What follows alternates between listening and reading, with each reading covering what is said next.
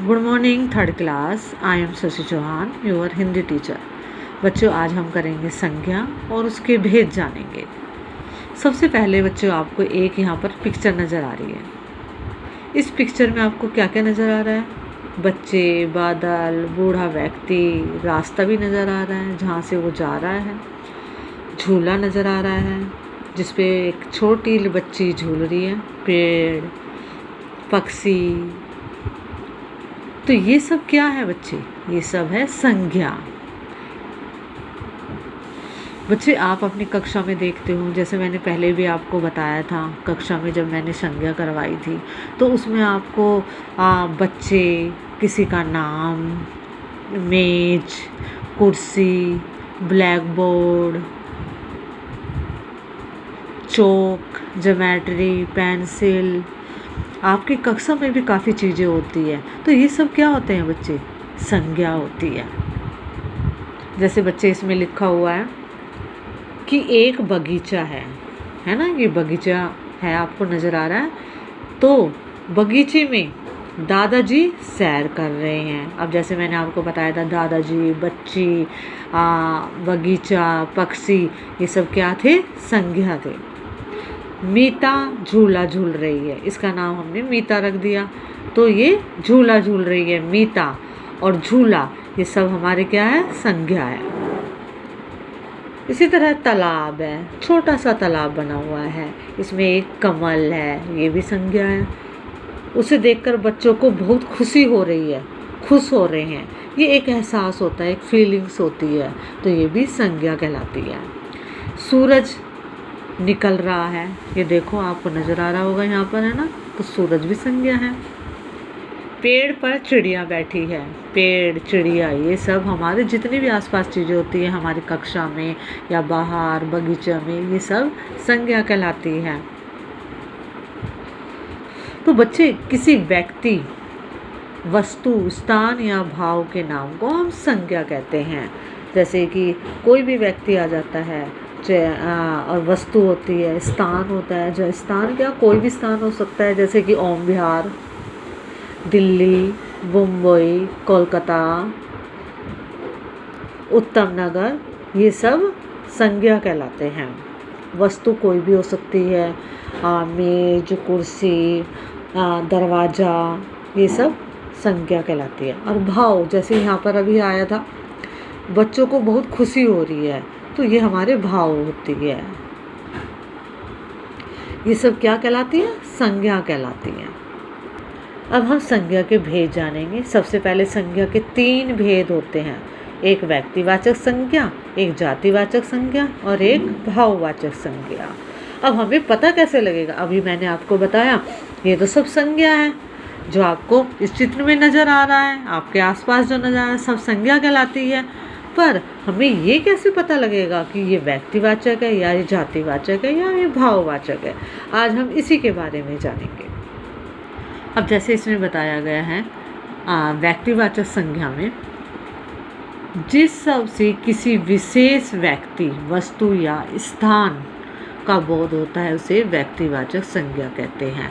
अभी मैंने आपको बताया, किसी का नाम आ जाता है, व्यक्ति का नाम आ जाता है, या कोई हमारा ग्रंथ होता है, जैसे गीता है, रामायण है, महाभारत है, तो ये भी संज्ञा कहलाते हैं। और किसी का नाम आता है, वो भी संज्ञा कहलाता है। अब जैसे मैं बोल देती हूँ अमित, तो वो संज्ञा कहलाता है, वो व्यक्तिवाचक में आएगा। अगर मैं कहती हूँ अमित कहा है और मैं कह देती हूँ बच्चा, उसका नाम तो नहीं है, बच्चा बोला है, तो वो जातिवाचक में आ जाएगा बच्चे, क्योंकि उसका कोई नाम नहीं है। बच्चा, बच्चे, ये सब जातिवाचक में आ जाएगा। अब जैसे यहाँ पर चित्र में आपको नज़र आ रहा है, महात्मा गांधी, कुतुब मीनार या लाल किला हो जाता है, तो वो भी हमारा व्यक्तिवाचक में आ जाता है, जिसका नाम होता है गंगा। अब देखो बच्चे, यहाँ पर गंगा आया हुआ है, ठीक है, ये नाम है ना इसका, गंगा, तो ये व्यक्तिवाचक में आता है। अगर मैं यहाँ पर बोल देती, यहाँ पर मैं अगर लिख दूँ नदी, अब नदियाँ तो बहुत सारी होती है, उसका नाम थोड़ी ना है, तो वो नदी आता है तो वो जातिवाचक में आएगा। ठीक है, ये ध्यान देना। गंगा, यमुना, सरस्वती, ये सब हमारे व्यक्तिवाचक में आएगा क्योंकि इनका नाम है। और अगर मैं नदियाँ बोल देती हूँ, नदी बोल देती हूँ, तो वो हमारा जातिवाचक में आ जाता है। जैसे मैंने अभी समझाया था, अमित, नीता, रीता, अगर इनका नाम होता है तो वो हमारा व्यक्तिवाचक में आ जाएगा। और अगर उनका बच्चा मैंने बोल दिया, बच्चे बोल दिए हैं, बच्ची बोल दिया है, तो वो हमारा जातिवाचक में आ जाता है। जैसे कि मैं बोल देती हूँ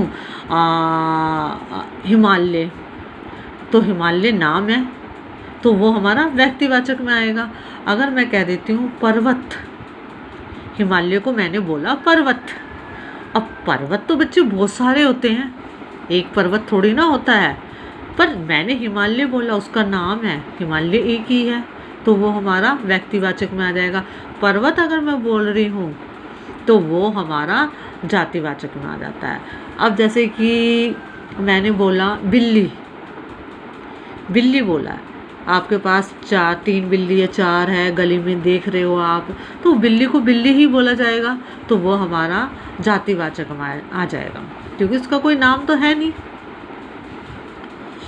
इसी तरह बच्चे स्थान में भी आ जाता है। अब स्थान में जैसे मैंने कहा ओम विहार या उत्तम नगर या द्वारका, तो ये हमारा व्यक्तिवाचक में आएगा। अगर मैं बोल देती हूँ शहर, अब शहर तो बच्चे बहुत सारे होते हैं, है ना, दिल्ली भी शहर है, मुंबई और बहुत जगह उनको शहर ही बोला जाएगा, तो वो हमारा वो जातिवाचक में आएगा।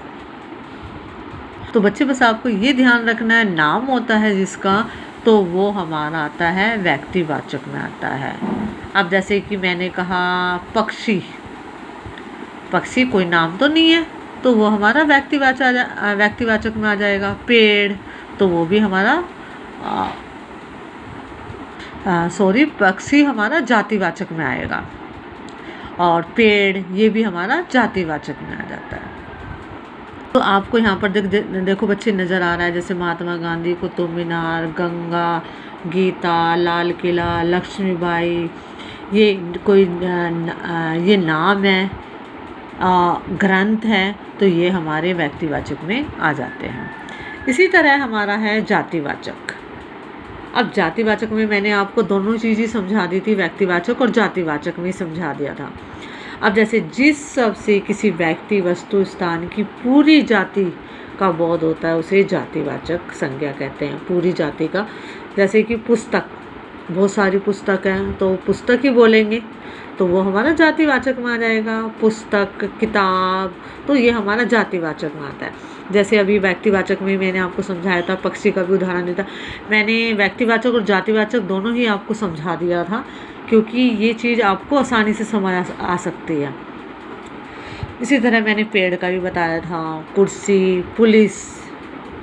अगर इस पुलिस वाले का कोई, चलो मैं नाम रख देती हूँ, मैंने इसका नाम रख दिया रोहन, ठीक है।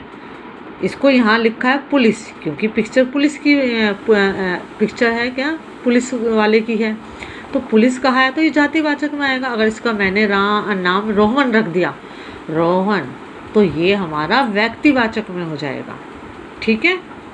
शहर, ये भी मैंने आपको समझाया था, शहर, तो ये हमारा जातिवाचक में हो जाता है।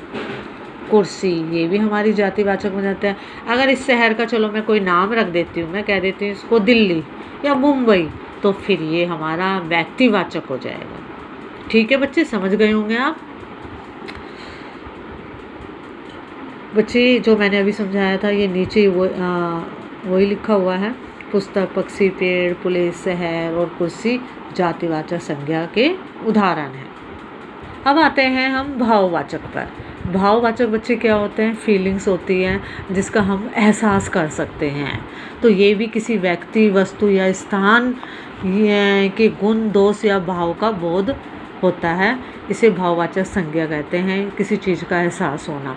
जैसे बुढ़ापा, बुढ़ापा को हम देखकर महसूस कर सकते हैं, हाँ उसको बुढ़ापा है, या बचपन है, या सुंदरता भी एहसास की जा सकती है।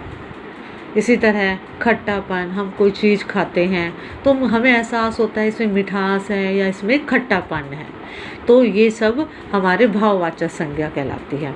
इस तरह गरीबी, कड़वाहट, क्योंकि जब हम हमें गर्मी लगती है तो हम एहसास करते हैं ना उसका, गर्मी लग रही है, सर्दी लग रही है, एहसास होता है।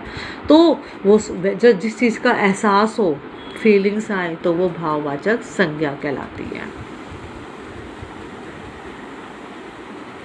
ये बच्चे आपको ज़रूर समझ में आ गया होगा। इसके मैं कुछ क्वेश्चन दूंगी, MCQ दूंगी संज्ञा के, तो वो आपको अपनी हिंदी रीडर की नोटबुक में करने हैं। Thank you.